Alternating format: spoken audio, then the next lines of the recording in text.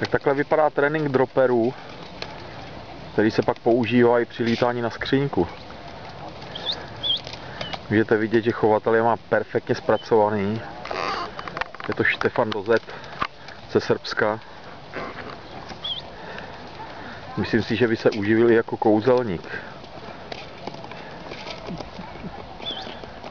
Holuby na povel zaskáčou dovnitř, dostanou pár zrníček, vědí už přesně, co mají dělat.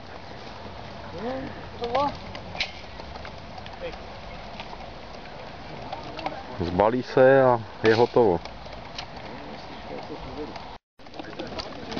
I oni da jedu, i oni su gladni. Ajde gore. Ne, ovdje. No, jsou hodně hladoví.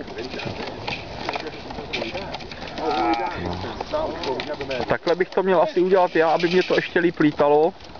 Je to takhle hladový.